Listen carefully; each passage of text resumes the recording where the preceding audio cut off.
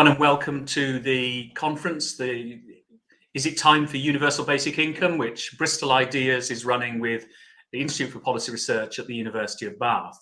I'm Andrew Kelly from Bristol Ideas, and I'm hosting this session this morning. We've been discussing so far how technology is changing our lives and work, and how this might continue to change what we do and how we do it. We're now looking at issues of the environment and well-being, about whether as a rich society, something like a universal basic income will enable us to live greener, happier and better lives. But what are the problems are we trying to solve here? And is UBI the only answer? I'm joined today by Anna Coote and James Plunkett. Anna Coote is a Principal Fellow at the New Economics Foundation and Project Director of the Social Guarantee. She was previously Director of Health Policy at the King's Fund, Deputy Director of the Institute for Public Policy Research, Editor of Current Affairs Television at Diverse Productions, and Deputy Editor of The New Statesman. She was also Commissioner for Health with the UK Sustainable Development Commission for 9 years from 2000. Her recent publications that she's written on her own or with co-authors include The Case for a 4-Day Week, The Case for Universal Basic Services, and Universal Basic Income, A Union Perspective. James Plunkett has worked for over a decade at the heart of public policy, exploring how to solve society's thorniest problems. In the late 2000s, he was working at 10 Downing Street when the full scale of the digital revolution started to make itself felt. He has since spent a decade grappling with the social ramifications of economic change, from leading influential studies into the gig economy and prosperity to overseeing technology at one of the UK's biggest charities. His new book is End State: 9 Ways Society is Broken and How We Fix It. Both speakers will introduce the session and talk for around 10 minutes each, and then we'll have a discussion. Do let us have comments and questions, and you can ask questions in the box below, and we'll come to those in turn. Anna, could we start with you? Thank you for joining us. Thank you, and good morning. Thank you for inviting me. I hope you can see my slides. We had a bit of a crisis about screen sharing earlier on, but there it is. And I have to say next and ask you to move them on. So I'm going to talk about the social guarantee. It's a new initiative. It's about things that will be familiar to many of you.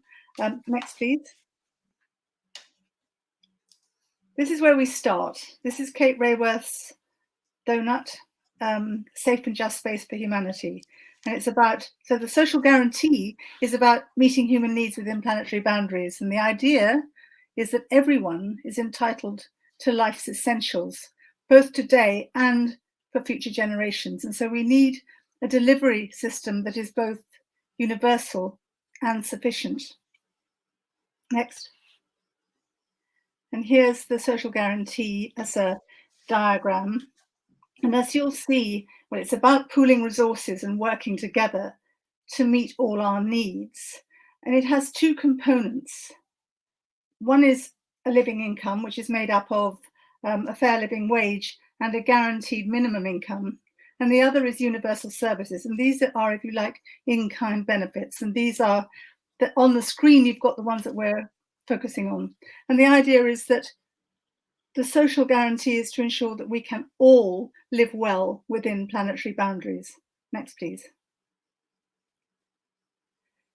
So when we talk about life's essentials, what do we mean? Our ideas are based in theory about needs and capabilities, and the theories tend to converge about what life's essentials are.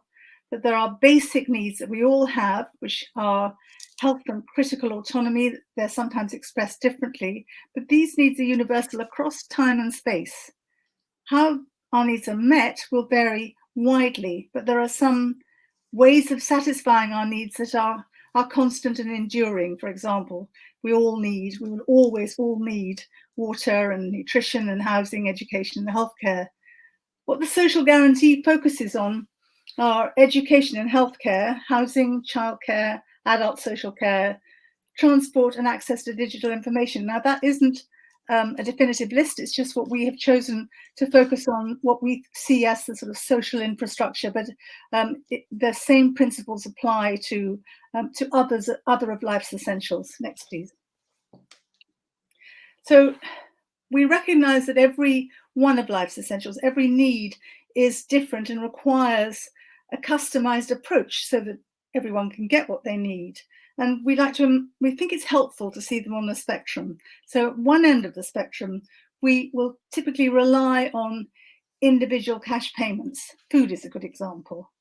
And we wouldn't expect that to be collectively provided by the state or by any other organization to everyone. So we look to the need for cash, sufficient cash at that end. And at the other end, there are essential things that we can't possibly all afford ourselves.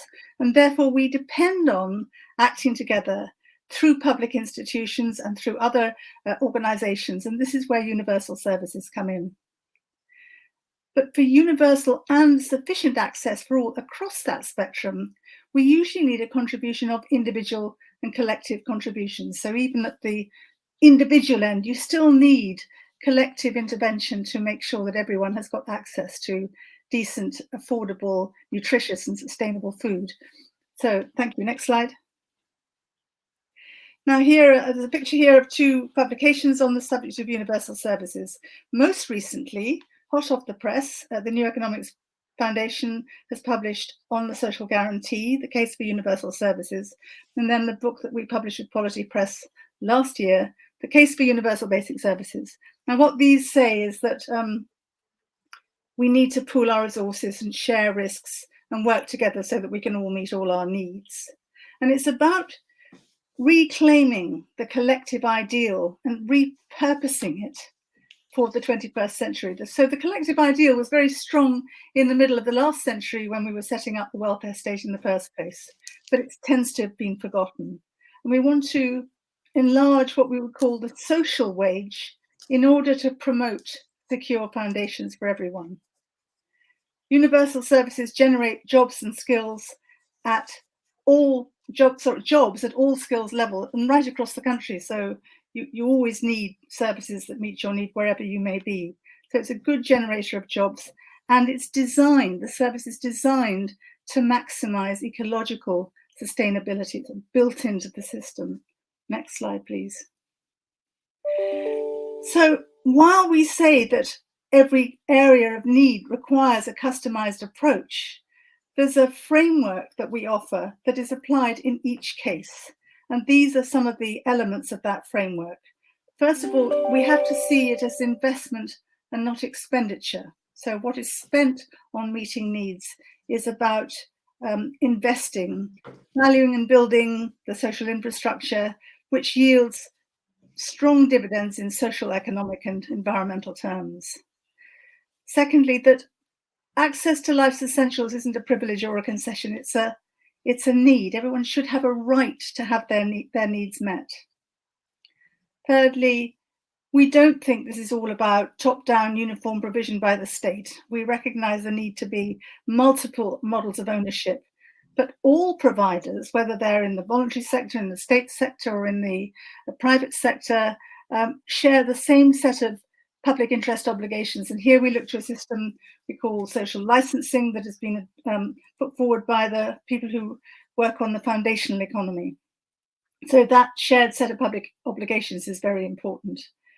We want to put people in control so that decisions about the social guarantee, about its scope and so on, are grounded in democratic dialogue. And then services themselves are co-produced with service users at a local level. We want built-in sustainability. So all collective measures are designed to meet climate goals and stay within planetary boundaries. There's an awful lot of experience to build on. We've got, right across the world, we've got experience of provision of services, collective action to meet needs, and we can build on the successes and failures of that experience. And critically, it's not a kind of sudden silver bullet kind of idea. It's both radical and it's pragmatic because you can introduce it gradually. Next slide, please. Now, where does the government stand in this? So we see the role of the government and state institutions being to provide services directly where it's appropriate. I mean, healthcare in the UK would be one example there, and education. But beyond that, it's got four essential functions. Firstly, to ensure equal access for everyone, to set and enforce standards and obligations, to collect and invest funds in order to ensure equal access and decent standards, and to support local control and coordinate services between the different models of ownership for the best outcomes. So that's what we want the state, we want to see the state as having those functions. Next slide. Now, I'm going to have to go through this very quickly, but there is a lot of research drawn on existing experience about the benefits of collective action, what can be gained. So I'll just run through these very quickly. Firstly, equality. Public services are highly redistributive. If you have public services, in-kind benefits, if you like, they're estimated to reduce income inequalities by 20% across OECD countries.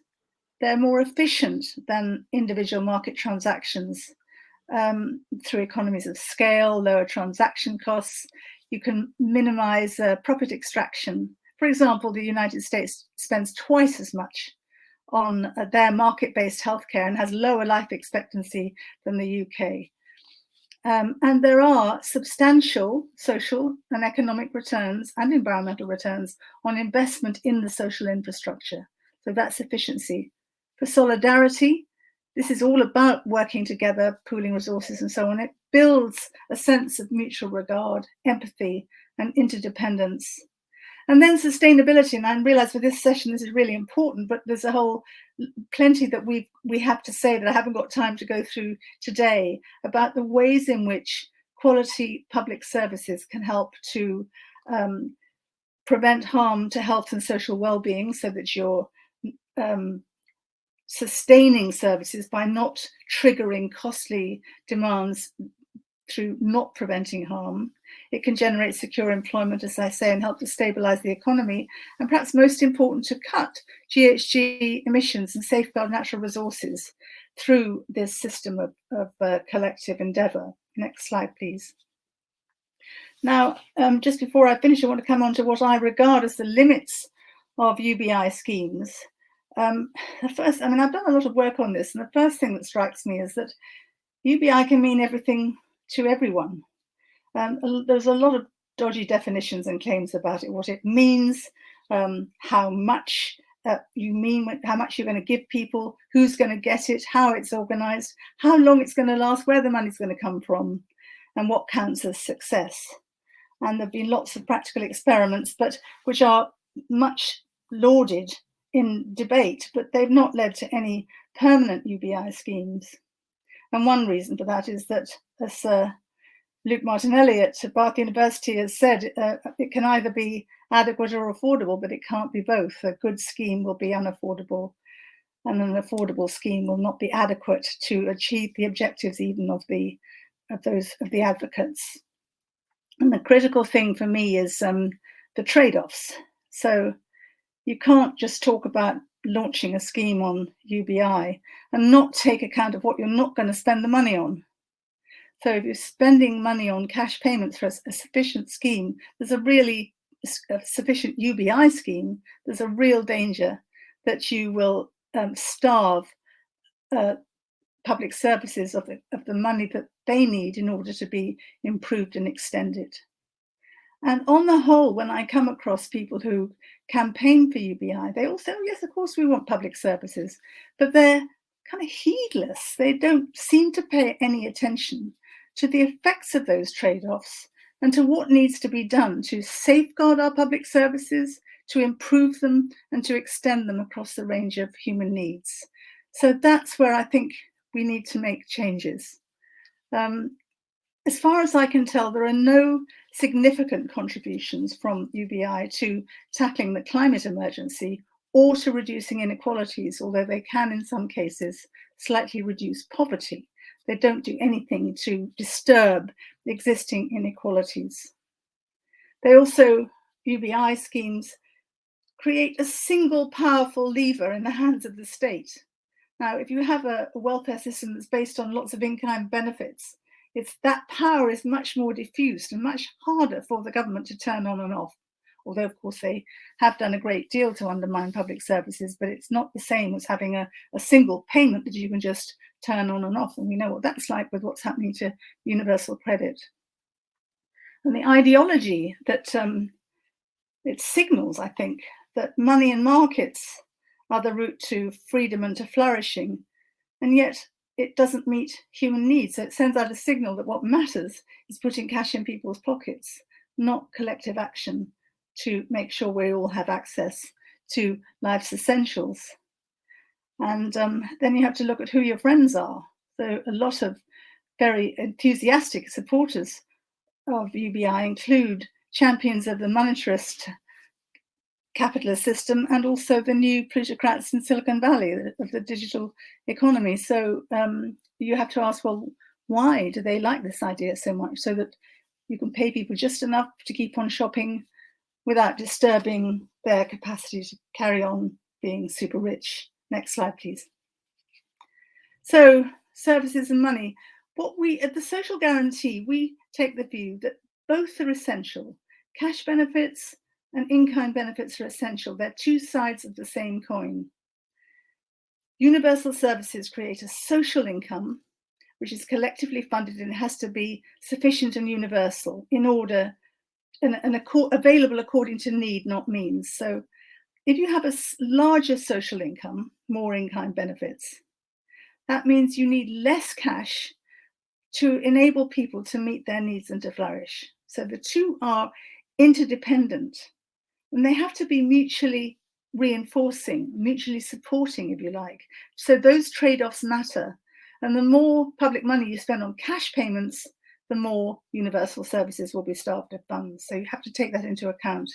And any additional funds, because people always say, oh, well, governments can always find money, look at what happened during COVID, etc. Well, that is true. But on the other hand, there are really important things we need that additional money for example, green infrastructure, dealing with the climate emergency. So I don't think it works to just say, oh, well, the money can always be found. So there we have there is one form which you could, if you must, describe it as UBI, Universal Basic Income Guarantee, which we think is compatible with the social guarantee, with universal services, and we regard that as part of what the social guarantee should be about. So it's not paying everyone money, whether they need it or not, but it's making sure that everyone has a right to an income that doesn't fall below an agreed level of sufficiency. Now, that's not part of my talk today, but it's been developed by my colleagues at the New Economics Foundation. So I think if we think in terms of a minimum income guarantee or a basic income guarantee, if you want to call it that, then we're in business. We can do business together. And I think I've got one more slide, please. Yes. So in conclusion, the social guarantee is about universal and sufficient access for everyone to life's essentials, including a fair living income and universal services, and seeing how those two can work together in the most effective way. We want to put climate first, and we regard the social guarantee as the social pillar of the Green New Deal, so to help to create that safe and just space for humanity that I showed you in the second slide. So cash and in-kind benefits must support each other, and a cash payment scheme or a UBI scheme must not be a barrier, either fiscally or ideologically, to more and better collective services. And so my appeal to UBI supporters, and I can well understand what the sort of the good intentions behind it, is to focus more on meeting needs and less on paying cash. And final slide. So this is where you can find out more. There's the Social Guarantee website and Twitter feed, and then a link to the new publication from the New Economics Foundation. Thank you. Thank you, Anna. Well, we'll be taking up some of these points as we go through the discussion. I think just before I come on to James, this afternoon we've got a short interview with Mayor Siddiqui from Cambridge, Massachusetts. She's one of the mayors for a guaranteed income in the United States, where there are various pilot projects underway, and she'll be talking a little bit more about that, and that's something we may come on to as well. James, I'll hand over to you for your introductory comments. Great, thanks, Andrew. So yeah, I'll jump straight in. So, and I suppose I was going to start by talking a bit less about the basic income itself, and more making some, I guess, slightly meta points about the debate about basic income, which I think is so on my mind for a couple of reasons. So one is, as you said, I published recently a book called End State, which talked about quite a lot of big radical ideas, and it was interesting to see how the reaction to a basic income, which is one of the ideas I discuss in the book, was very polarized and not very productive. So people kind of either embracing the idea with both hands and saying they were on board, or people saying just rejecting the idea out of hand. I'm quite interested in that, and also I guess on my mind is the universal credit cut that is taking place today, essentially, and how sort of unproductive some of that debate seems to have been. So I guess I'll start by sort of saying a bit about why I think the basic income debate sometimes isn't all that productive. Then I'll say a bit about what I think the basic income debate is really getting at, try and sort of get under the skin of that a bit. And then I'll say a bit about what I think personally in terms of my views on basic income. So I guess why is the debate about basic income often slightly unproductive? I think for me it's one of those debates where people sort of shout past each other. And it's a debate where kind of the volume, if you like, is turned up to sort of 10 out of 10, in the sense that people who support a basic income often sort of shout the kind of most radical version of their views that a basic income should happen, and then people who oppose the basic income sort of shout back with the most radical kind of counter to that says, this idea is unaffordable, it's dangerous, it's going to increase poverty, and so on. And I think what's quite interesting is each side of that debate is appealing to very different arguments. So typically supporters of a basic income will appeal to ideas like its simplicity, the kind of clarity of a basic income, the universality, the way that it would tackle stigma, for example, in the benefit system. And then you get the opponents, on the other hand, saying, well, look at the, if you like, the inefficiency of a basic income system, because of course it's a flatter way of distributing cash transfers. It's therefore less mathematically efficient, if you like, at tackling poverty, much less well targeted at people who need the money the most. And of course, all those things are true, at the same time. So basic income would be simpler and clearer and more universal, and also less efficient than the current more targeted welfare system. So in a way, both sides are kind of appealing to quite different criteria and sort of, in a sense, speaking past each other. And I think that just sort of points to the fact that in a way the basic income debate is really a bit of a meta debate about what is it we want from the welfare system, what is it we need from the welfare state, and it kind of, if you like, operates more on that level, and that I think is really interesting, is a really worthwhile debate. So it's kind of second point I was going to make is what therefore is the basic income debate really about, and what is it saying about the welfare system? I think this is really interesting, and I think, as I said, it's quite a shouty debate often. I think if you turn down the volume and I guess try out what is a less radical version of the basic income argument, it can be quite interesting, and you can kind of start to understand a bit more what is some of the nuance to some of the claims that sit behind the basic income as an idea. So I kind of just going to try out a kind of a more moderate version, if you like, of the basic income argument that I think pushes in the same direction but goes a bit less far. So I think, if you were to make an argument of that kind, I think, you would argue that our debate about welfare, I think, has become dangerously narrow, in that almost all of our public debate about welfare is about the kind of mathematical efficiency of the welfare system and the efficiency with which it targets money at the lowest income households. And I think you'd point out that our public debate, therefore, on days like today is very narrow, and we tend to talk only about material measures of poverty, for example, relative distributions, and this kind of war of the charts that you get on days like today, where you kind of different sides of the debate kind of going backwards and forwards with distributional charts. And I think you'd argue, if you kind of were tempted by the idea of a basic income, I think you'd say that's all fine, and it's important to think about the efficiency of a welfare system, but other things matter too. So questions like, how do people feel when they use the welfare system? Do they feel stigmatized? Do they feel valued? Do they feel reassured, or do they feel anxious? I think you'd you could ask questions like, is it easy to understand the welfare system, or is the welfare system incredibly complicated to people, and do people have any idea what kind of benefits they're entitled to, or is it too complex for people to plan their lives? I think you point out as well that the welfare system is very clearly a political football, and it doesn't have that broad-based support that I think you could argue that the NHS has, or even a policy these days like the minimum wage has quite broad-based political support, where parties compete over their policies, whereas in the welfare system it's a political football kicked backwards and forwards. And I think if you want to sort of push in the direction of a basic income but maybe not go quite as far as a full implementation, I think you could easily argue that we've got our balance of priorities slightly wrong, and that it would be worth us putting a bit more emphasis on things like simplicity, clarity, universality, and a bit less emphasis therefore on things like the efficiency of the welfare system. And I think actually that argument is quite persuasive.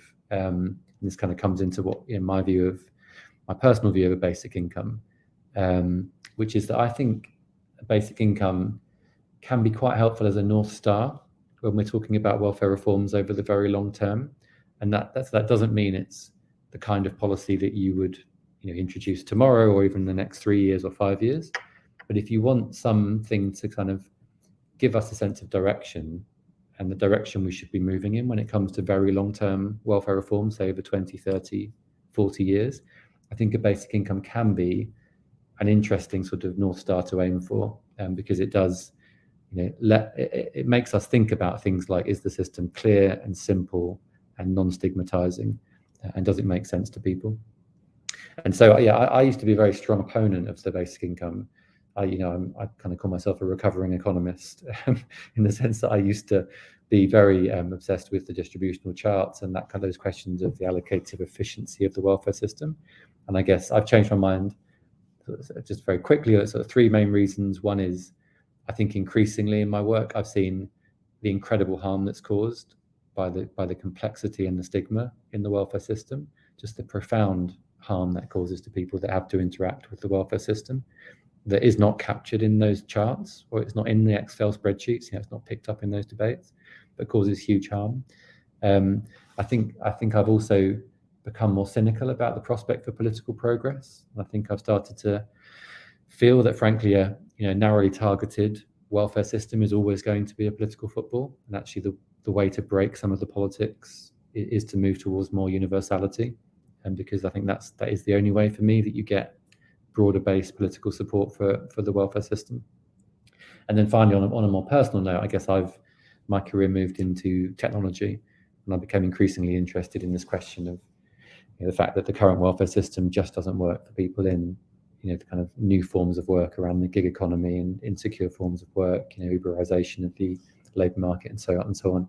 And it does seem to me a basic income, or certainly a simpler, clearer welfare system, is the kind of thing we need, given the way the labour market is changing and becoming just much more fluid.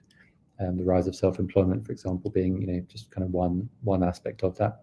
So I think that's just a few reflections really on sort of how the argument plays out, why I think it's actually quite a healthy debate if we sort of moderate our positions a bit, and why I've kind of shifted a bit towards the basic income position over time.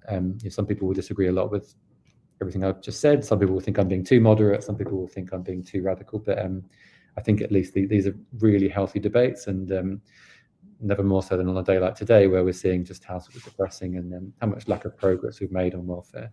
I think UBI gives us a route forward and a slightly longer term debate to have.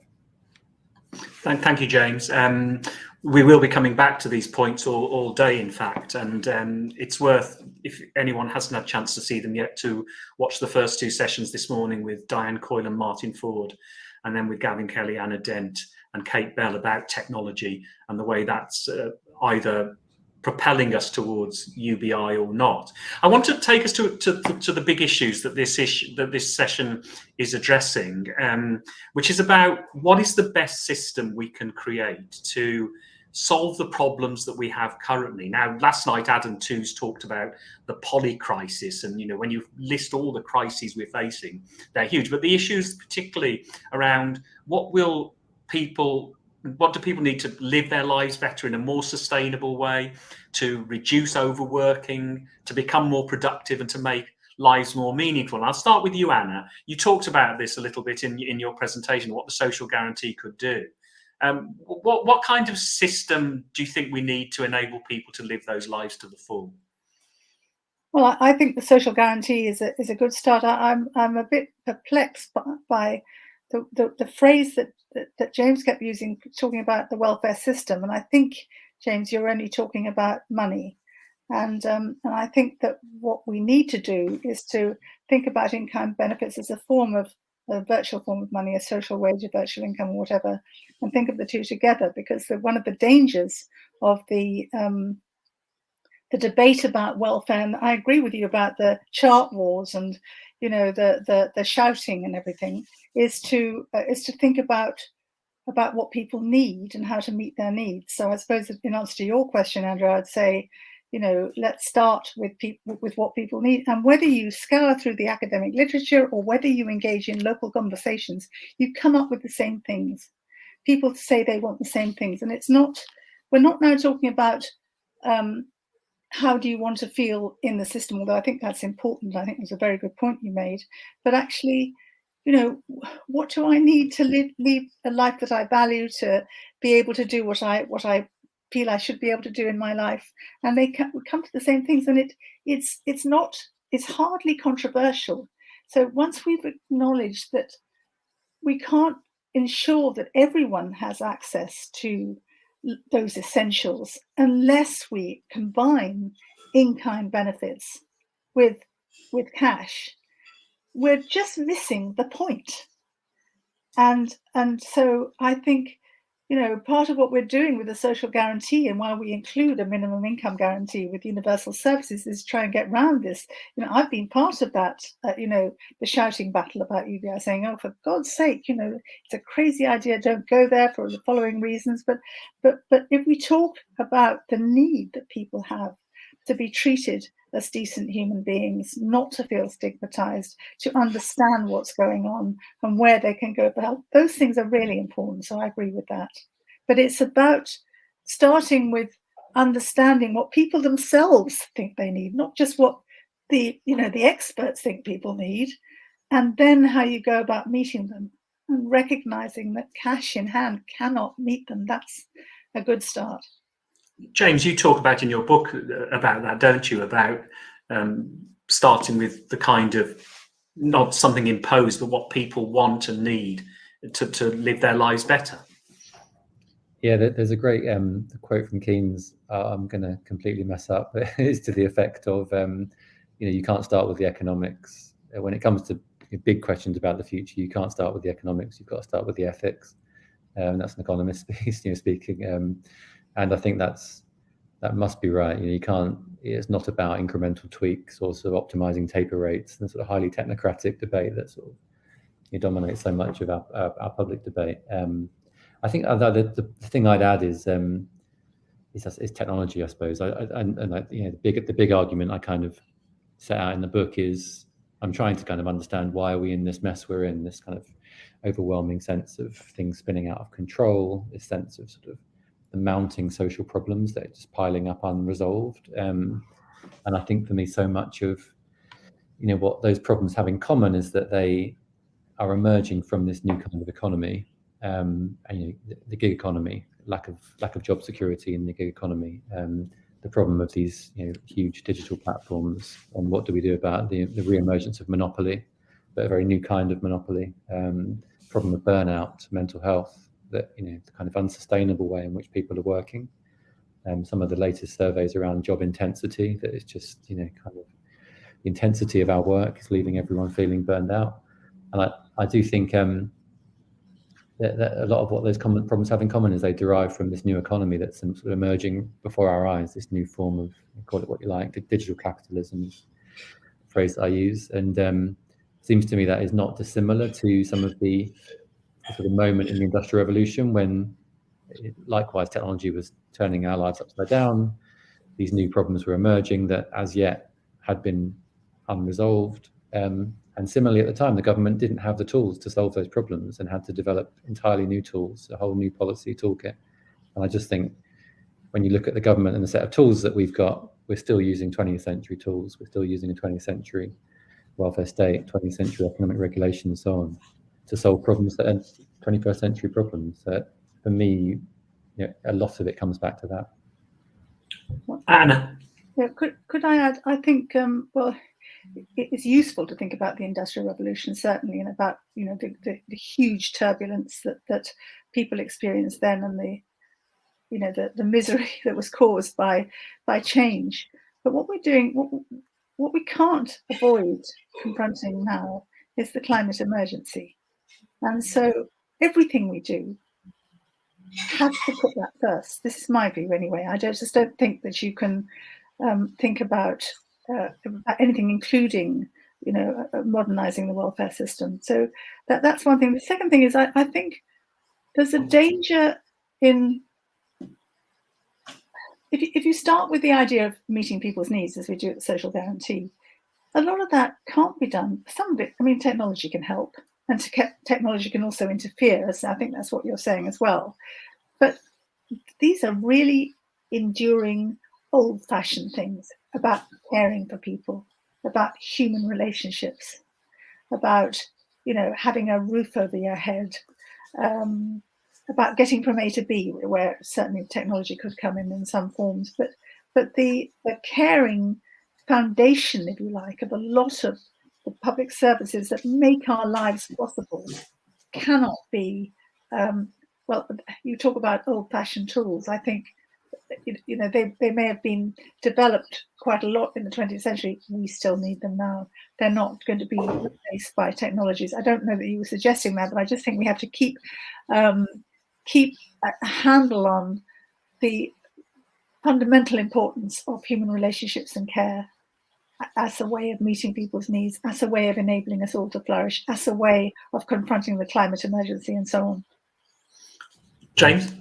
Yeah, I think, certainly disagree. I certainly agree on climate. I think, I do think for me, it's one of the biggest risks we face on climate is, will people give government the license to spend the money and do the things that are necessary if they don't feel their living standards are being, if they feel under pressure? And it's, what a live example we have of that now, right? With energy bills soaring and energy bills will need to go up even further to, for the kind of investment in net zero. And I think in some ways, kind of cracking the living standards challenge is one of the things that would almost be an enabler and is necessary to unlock the ability to kind of deal with the political challenge on climate.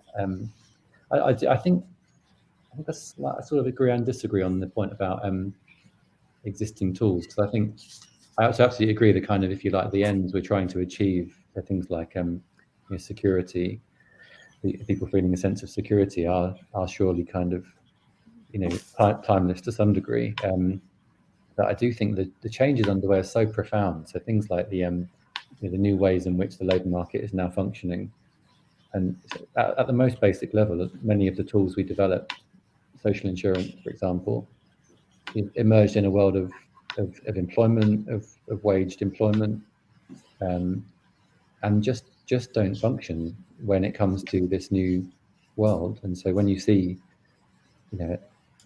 Uber drivers kind of being the kind of emblematic example, trying to interact with the welfare system, so there's just a fundamental disconnect, I think, between some of these kind of 20th century ways of giving people things like security of income. And you are only talking about that because, Uber drivers can get access to the NHS, they can send their kids to school. Yeah. So it isn't. I think that the danger is to think about the welfare system as just being money. Yeah. And I'd agree with you. Of course, the system of who pays tax and who is eligible for cash benefits is complicated and doubtless needs to be modernised and changed to suit the gig economy. I don't disagree with that, but I do think that you have to remember that welfare is about an awful lot more than money. Can I ask you both? Sorry, Andy. Can I ask you both something you've both written about, which is about a 4-day week and what that might deliver. I mean, there was a report in the Financial Times yesterday, which is not new news. There's been a few reports on this about the decline in leisure time, which is happening, and the burdens of that is particularly placed on women, in fact, in terms of household work as well as work outside the household. What would a 4-day week do for well-being and for the environment? I'll start with you, James, and then come to Anna on that. For a start, and I think because these debates can get a bit gloomy, I think, and actually my book's very optimistic about many of these challenges. I think partly I just find this a fascinating example of how we make social progress. So, 150 years ago, the idea of a 2-day weekend seemed utterly radical, and it emerged in response to the Industrial Revolution, and I mean what we might today call burnout. The sense of people could not sustain working patterns in conditions of industrialism 6 days a week, and so the union movement and progressive employers and the government sort of this kind of 3-way push towards what was at the time an incredibly radical idea of a 2-day weekend, which of course then we came to think was we forget that we just think it has always existed, and now it seems inevitable. And it's not a coincidence, surely, that again, as our economy goes through these profound technological changes, that we're having another debate about burnout, and this kind of new, very, very radical idea of a 3-day weekend is emerging.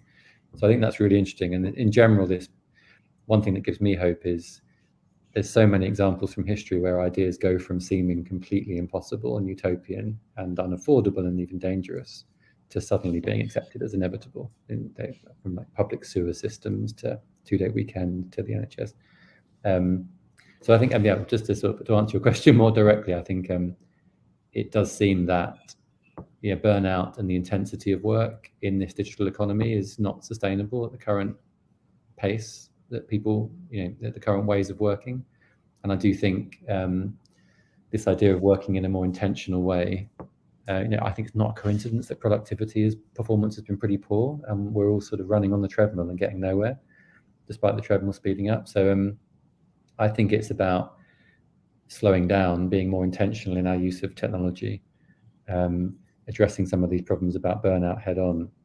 And I think I just think it will happen. I think it's one of those ideas that seems utopian today. In 20 years' time, it will seem like it was always inevitable. Anna, you've written about this as well. Yes, I think I probably agree that it is something that, we know we used to send children up clean chimneys, so we do change our ideas about what humane work is all about. I think you can have a look at it from the climate dimension, the ecological dimension, where the economy has simply got to change. It's got to change in order to meet our carbon targets and to safeguard the planet and safeguard civilization, or whatever we want to call it, in which we would want to put this welfare system that we are trying to think about. So we start there. We know that there's going to be that the economy must change, and probably with almost certainly with fewer jobs in the way that we see them now. And although, of course, it's not a simple equation, the idea of being able to have more jobs that are using less time for each for every worker, so spreading the available employment so that everybody's got some work. So that's one thing. And the other thing is to unlock what I regard as a sort of intractable barrier towards gender equality by ensuring that it is men as well as women who work the shorter hours. And it's almost in a way more important that men work shorter hours. Women already do, on the whole. Too many women are working part-time while their partners are working full-time or overtime in order to keep the family having the things that they need, and women get trapped in low-paid, insecure work because of that. So I think for gender reasons and for climate reasons, and for this sort of sense of historical, forward-looking inevitability, that we will get a 4-day week in the end. But I don't think it needs to be a 3-day weekend, sure, because you want that reduction in working hours to be to be what people need. So some people will need to use their time in one way and others in another way. So I would say, let's have a flexible view of what a 30-hour week might look like, and not just plump. I don't think he was suggesting this, but not just plump for a 3-day weekend. And we found out, during the COVID experience, that people are much more likely to accommodate. Employers are more likely to. We used to have to argue against, the idea that employers can't possibly manage a workforce with people working at different times. And now we've proved that this is quite possible. Employers are capable of organising different shifts and different arrangements with people coming in, staying at home, and working different allocations of hours and so on. So we can do it. I think we almost certainly will do it. It's for care, and it's for climate, and it's for gender equality. I want to come on to some of the audience questions now, and I won't take them in the actual order, because I want to link one that you've just been talking about, and just before this, about what we learn from history through the attempts to create reforms like this. And James, you talk in your book about things like the Beveridge Report and so on, and Anna, you talked about the collective ideal, developing that. I mean, this is going to take a lot of buy-in, isn't it? These kind of changes, whether it's universal basic services, whether it's UBI, minimum income guarantee, and so on. And what lessons have you both learned from previous reforms that can help us now in terms of getting that collective buy-in and that collective action? Anna, I'll start with you. Oh, well, where to start? I suppose you could say that crisis is a good a trigger for radical change. And we've had a crisis with the pandemic, and we are going to have another crisis with the ensuing financial fallout from the crisis, financial and economic fallout from the crisis. So I suppose that's one thing we've learned. Also, that we've learned that it is possible to have a system that is very, very popular with the electorate, that is about pooling risks and sharing resources and helping each other to get what we need. And I mean, I'm talking about the National Health Service, but you could also talk about the Education Service. And I suppose another a lesson from that is that we need to beware of taking these things for granted, because they're hugely valuable, both in kind of quasi-economic terms and in ethical and human terms, but they are under threat. James, you talk about crisis as well in your book, and also about the way that the NHS is valued as against other forms of public expenditure. Yeah, I think the role of crisis is really interesting. I always think a good metaphor is that it's the way that rain can unleash a mudslide. So the rain doesn't, if you like, cause the mudslide. That's the kind of the mounting up of mud over the years, this kind of mounting of social problems, I guess. But then the crisis kind of unlocks it and creates the conditions in which so many things kind of come loose, if that makes sense. I think there's like a couple of lessons, one sort of slightly gloomy and then one more positive. So the sort of gloomy lesson, I think, is things tend to get quite bad before they get better. So I think it's sort of striking when you look throughout history at these mounting social problems, particularly in the 19th century, problems like the problem of sewage, for example, when society rapidly urbanized, there was no public sewer system to speak of. Sewage literally mounted on the banks of the Thames, and got so bad that MPs were literally running from Parliament, sort of clutching handkerchiefs to their noses to kind of to run away from the stench. And it was only then that government finally sort of accepted the need to do something it had never done before, which was raise money to build public sewer systems that solved the problem. And the sewage, literally, is a good metaphor. I think the sewage got 6 feet deep before they accepted that the need to act. So there's a kind of it takes quite a long time. A lot of mud has to build up, if you like, before things break, or vested interest break. I think the more optimistic thing is this point about there's a certain inevitability to the whole thing. It's very hard for the system, if you like, to sustain self-evidently bad social problems. And this is sort of the Keynes point about kind of the power of a good idea over time, kind of overpowers vested interests.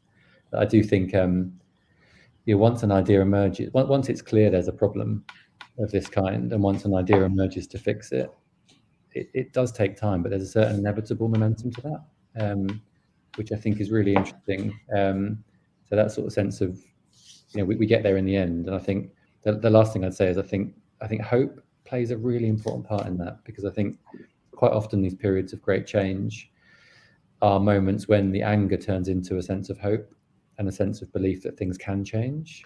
And I think that one of the risks at the point we're at now is the anger is a kind of fatalistic anger, or a sort of directionless kind of fury type, anger.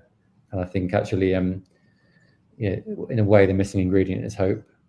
It is kind of, things can change. There are ideas out there. Things can get better. They have got better before. We can do this.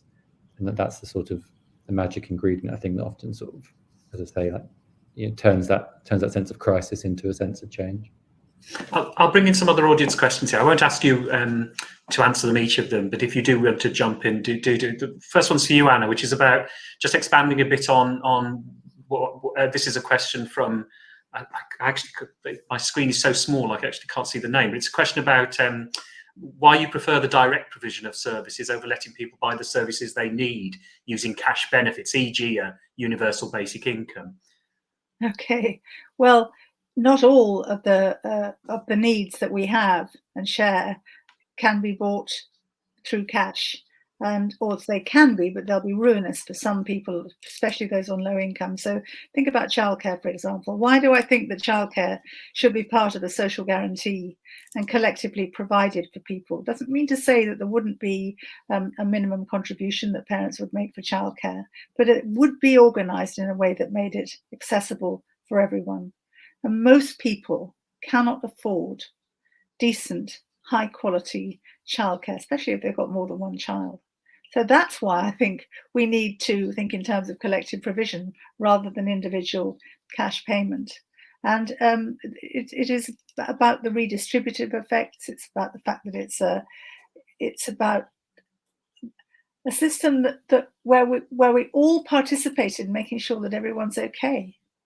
It is about sharing and helping each other. It's about mutual aid. And otherwise, you can have a system where you can scrabble around and do some version of UBI, and people have a bit more money in their pockets, and some people will still be enormously rich, and other people will be extremely poor and will not be able to meet their asset. They won't be able to get the transport they need. They won't be able to get the housing they need. They won't be able to get the adult social care or the childcare. And for all we know, if things get worse, they won't even get the education or the healthcare they need. So it's kind of a no-brainer in a way. We just have to do things together.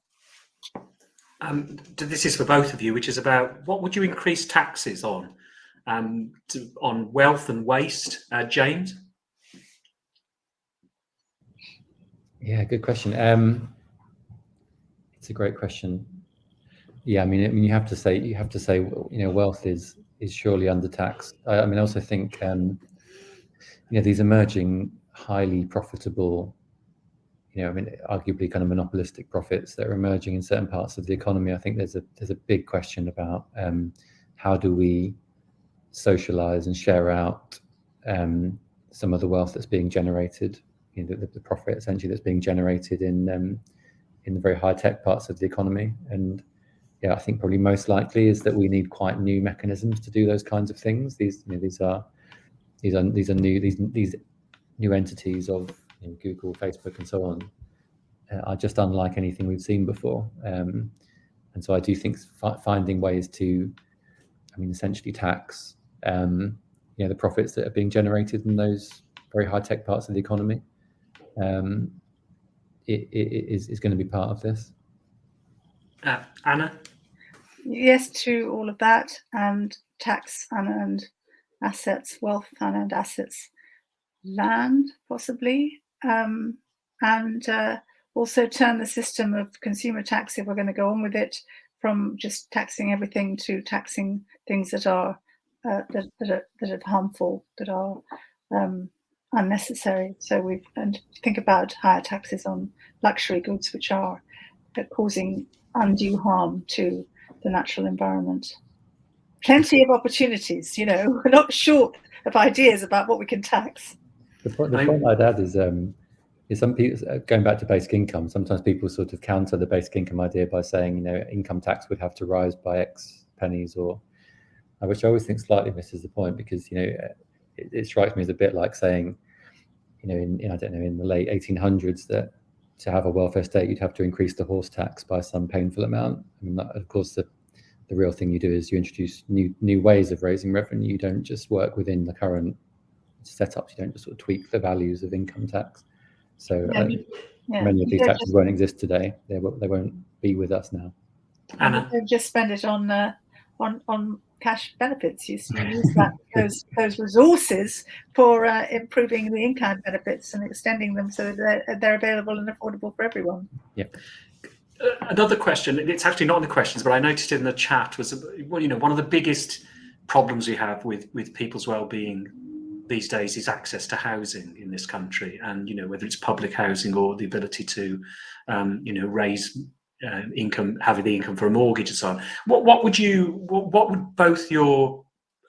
How would you contribute in terms of the work you're doing to better housing provision in the UK? Anna? Well, that's a huge question, and there's some very long answers to it. I think you need stronger rights for tenants for a start. I think you can do a lot about how land is valued and how it's owned. I mean, it's not, the land ownership system in the UK is very different from land ownership systems in other countries, and we can learn from places like Vienna and Singapore about state ownership of land and how that helps to make housing affordable for everybody, or for a much wider range of people. So, and I think it's important. There's often a kind of the automatic response to the housing shortage is that we must build. But we must think about the impact on the natural environment of build. And what we really could do most usefully is a massive retrofitting program to make sure that we are refurbishing old stock, that we're making houses that are, buildings that are no good for anything else into homes, decent homes for people. We can do all of these things, and it creates jobs for people. It's a part of the Green New Deal. It's really, a good way of good way of addressing the housing crisis. James? I think housing is a slightly depressing one, because I think it's one of those areas where kind of, how do we get where we want to get to? The answer is don't start from here, and it's kind of, given where we are in Britain, what can we do? I mean, the only point I'd emphasise, I think, from what I said, is the private rental sector, which is, it's extraordinary that really you have fewer rights even now. If you buy a toaster and if you're renting a flat, I mean, really the kind of your actual protections are still so, there's just no real protection, despite that being clearly one of the main ways in which people have to spend money and so vital to people's well-being. So that seems to me kind of in need of quite kind of radical reform.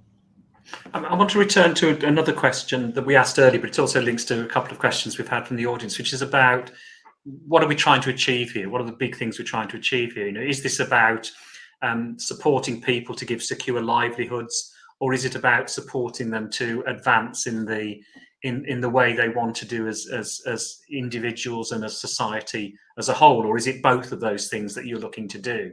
James? Yeah, I think this is it's another very big question. I suppose the point I'd make is, when you step back, I think there's something interesting about how narrowly technocratic our answer to that question has become in the last, say, 50 to 70 years. And I think there's something very interesting, I think, for progressives to think through about the way in which, for example, economics has come to dominate so much of our debate about public policy. And again, I kind of, a lot of my best friends are economists, so I'm not kind of having a dig at economists, but there's something just really interesting that we came to measure so much in economic terms, and therefore being quite narrow about what we're trying to achieve. And And even beyond that, I think there's just something interesting about, the debate about how we measure well-being in a broader way. And one of the examples in the book I talk about is healthcare, and the way in which, obviously, in the 20th century we built, understandably, we built healthcare systems to do something quite simple, which was keep us alive as long as we possibly could. Because when we built those systems, when we started, life expectancy was 40, and we had huge success on that. And in that case, where's the next big push on healthcare? You would have to think mental health and well-being, and thinking more about quality of life, and are people fulfilled and feeling secure, and do people have good mental health, and not just how do we keep our bodies alive as long as we can. And I think that's just that kind of shift repeats itself in a lot of these debates of being a bit less sort of technocratic, and thinking a bit more about the human behind a lot of these numbers. Anna? Well, I go back to the slide on with using Kate Raworth's donut. I mean, we're trying to create a safe and just space for humanity. We're trying to promote well-being for everyone in a world that is safeguarded within planetary boundaries. So those are the two things we need to do. And I think it's useful to think about, and I think this picks up a theme that James was possibly raising, is that a healthcare system, whether it's for mental or health, is not just about treatment and cure, it's about prevention, or should be. My goodness, we've got a long way to go there, to think about shifting back to designing our whole welfare system, to think about preventing harm, as well as enabling people to have lives to live lives that they value, to participate in society, and to flourish within the limits of the natural environment. So that's where we start. And I think that the idea that we must ensure that everyone has access to life's essentials, which is the sort of bedrock of the social guarantee, is a good starting point. It's not, it's not the only thing, but it is a useful starting point. I'm afraid we're out of time now. It's been a fascinating discussion. Thank you both very much. These are debates which are going to continue this afternoon and well into the future. I do urge you to read all the material that we've suggested in the chat, Anna's books, James' new book, and also the other material which will come up in the discussions this afternoon. We are ending this session now, and I'm going to bring in, first of all, thank you very much to Anna and James for joining us. And I'm now going to bring in Nick Pierce, who's going to update us as our host. Thank you very much.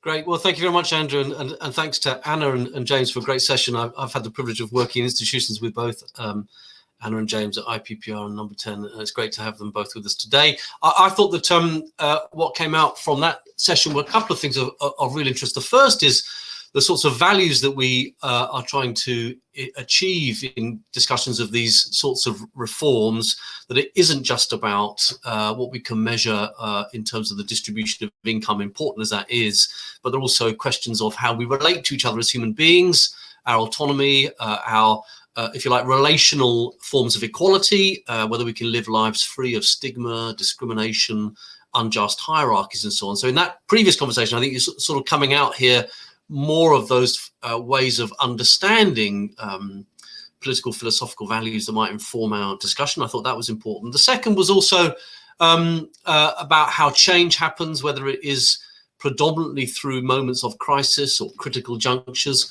or whether we see reform happening incrementally, steadily over time, building towards new forms of innovation, institutional change that evolve. And so what is the balance between incremental and radical change during critical junctures? How do we think about, particularly in respect of welfare states and how they change? And then, of course, also these deeper forces that are reshaping our world, whether it's AI and tech, which we've discussed a lot this morning, or climate change, or other demands on humanity which we're seeking to meet, and how far those provide both threats and opportunities for thinking about radical social and political reform.